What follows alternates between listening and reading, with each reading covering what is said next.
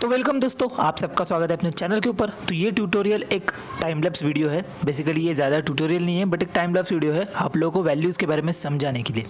ये मैं एक कमीशन आर्टवर्क बना रहा हूँ जो कि अभी मैं अपना शेडिंग काम शुरू कर रहा हूँ। मैंने आउटलाइन ग्रिड से बनाई है, तो अभी शेडिंग हम लोग शुरू करें। अब वैल्यूज़ के बारे में आप लोगों को बताना ये था कि वैल्यूज़ आप लोगों को सही से बनाना बहुत ज़्यादा ज़रूरी है। एंड मतलब जैसे भी आप लोग वैल्यूज़ शेड करो, आपको बहुत अच्छे से ध्यान देना है कि वहाँ पर कितना शेड, कितना डार्क, कितना लाइट है, ये सारी चीज़ें आपको ध्यान देनी है। और ये कैसे ध्यान दोगे, आप लोगों को अपना जो भी मतलब कि आपका जो भी मतलब कि बेसिकली आपका जो रेफरेंस फोटोग्राफ है उसको अच्छे से देखो कि वो किस तरह से कौन सा वैल्यू है किस एरिया में। यानी मान लीजिए आइज़ के नीचे जो डार्क सर्कल एरिया होता है या फिर जो हॉलो एरिया होता है, आइज़ थोड़े बहुत अंदर की तरफ होते हैं तो वहाँ पर थोड़ा बहुत डार्कनेस होता है। वही अगर फोरहेड की तरफ जाओ तो वो थोड़ा बहुत प्लेन होता है, तो इसलिए वहाँ पर थोड़ा बहुत लाइट एरिया होता है। बट जब भी फोरहेड साइड प्लेन में जाता है यानी कि कान की तरफ मुड़ता है चेहरा, उस टाइम पर वो साइड प्लेन होता है, तो इस वजह से वहाँ पर डार्कनेस होती है। तो ये सारी चीज़ें आप लोग को अच्छे से देखनी है। आपको रेफरेंस अपना अच्छे से पहले ऑब्जर्व कर लेना है, उसके बाद ही ड्राइंग स्टार्ट करो। क्योंकि बहुत लोग हैं जो वैल्यूज़ में ही गड़बड़ी कर देते। चलो कोई लोग तो ड्राइंग भी अच्छे से बना लेते हैं, बट जो शेडिंग की बात आती है, वैल्यूज़ की बात आती है, वहाँ पर गड़बड़ी कर देते एंड किसी से अच्छे से ड्राइंग और ब्लेंडिंग भी नहीं हो पाती है। अब ब्लेंडिंग की बात कर ही रहे तो ये सुन लो कि ब्लेंडिंग भी आप लोगों को धीरे धीरे आराम से करनी है। कोई हड़बड़ी के साथ ऐसे ही ब्रश उठाया कोई भी और घिस दिया ज़ोर से, ऐसे नहीं करना है। आराम से थोड़ा आप लोग शांति से देखो कि हाँ भाई हम लोगों को कहाँ पर ब्लेंड करना है, कहाँ पर कितना ब्लेंड करना है। ओवर ब्लेंडिंग भी बहुत गंदी दिखती है, पूरा पेपर फटा हुआ लगता है, इसलिए हल्की हल्की ब्लेंडिंग करनी है। एक बार को चलो आपके जो पेंसिल के जो मार्क्स होंगे वो भी चलो दिख जाए तो भी कोई प्रॉब्लम नहीं है, बट ओवर ब्लेंडिंग दिखना बहुत भद्दी दिखती है ड्राइंग। इसलिए अच्छे से और धीरे से और थोड़ी कम ही करना ब्लेंडिंग स्टार्टिंग स्टेजेस में। तो अगर आप लोग कोई कमीशन आर्टवर्क बना रहे हो, तो नहीं बना रहे हो, नॉर्मल अपने खुद के लिए ड्राइंग बना रहे हो, तो फिर आपको वहाँ पर ब्लेंडिंग करने की भी ज़रूरत नहीं है स्टार्टिंग स्टेजेस में, बिगिनिंग स्टेजेस में।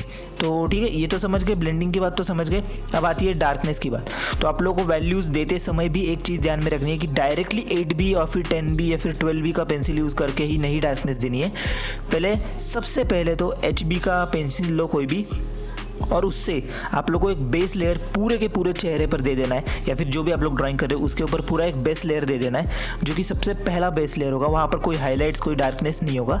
वो जो अपना पेपर का वाइटनेस है वो मिटाने के लिए हम लोग पूरा का पूरा एक बेस लेयर देंगे HB का, जैसे मैंने स्टार्टिंग में दिया था। उसके बाद में आप लोगों को फिर 2B लेना है एंड फिर 2B से भी एक बेस लेयर देना है। अगर आपका रेफरेंस ज़्यादा डार्क है तो, अगर रेफरेंस थोड़ा लाइट है तो 2B से आप लोगों को वैल्यूज़ देना शुरू कर देना है। मतलब कि ज़्यादा डार्क है तो 2B से भी आप लोगों को एक बेस लेयर देना है। ठीक है, मेरा ये डार्क था तो इसलिए मैंने 2B से भी बेस लेयर दिया था। अब उसके बाद में हम लोग 4B पर आते हैं।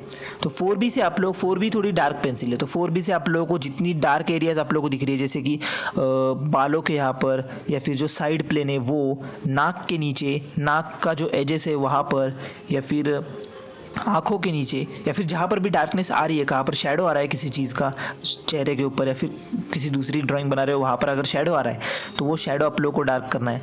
डायरेक्टली डार्क नहीं करना है, 4B से भी हल्का ही शेड देना है। एंड अब इसके बाद में आप लोगों को 6B पेंसिल उठानी है। 6B से अगर वो जो मतलब कि आप लोगों ने इतनी डार्कनेस तो दे दी, बची हुई जो ज़्यादा ही डार्कनेस है वो 6B से देनी है।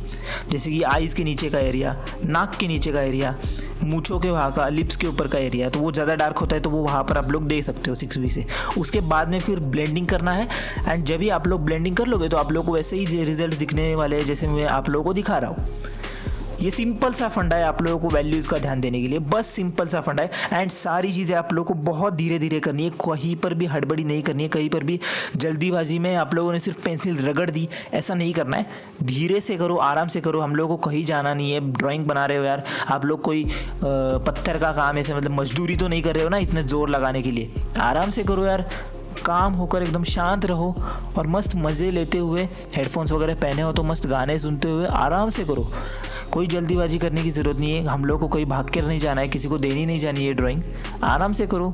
अगर कमीशन आर्टवर्क है तो थोड़ा टाइम लो क्लाइंट से, इतना जल्दी या फिर इतना अर्जेंट में बना रहे हो तो फिर आपसे गड़बड़ी होगी। आप लोगों को थोड़ा टाइम लोगे तो कमीशन नेटवर्क्स भी आप लोगों के अच्छे बन जाएंगे। तो ये छोटा सा आप लोगों को मैंने छोटा ये ट्यूटोरियल अपलोड किया है। ये टाइम लैप्स वीडियो कैसा लगा मुझे कमेंट में जरूर बताना। एंड अगर ऐसे ही वीडियोस आप लोगों को चाहिए, टाइम लैप्स वीडियोस के साथ साथ थोड़ा बहुत नॉलेज भी आप लोगों को देता हूँ, तो ऐसा चाहिए तो मुझे कमेंट में जरूर बताना। अच्छा लगे तो चैनल को सब्सक्राइब करना मत भूलना। बाय।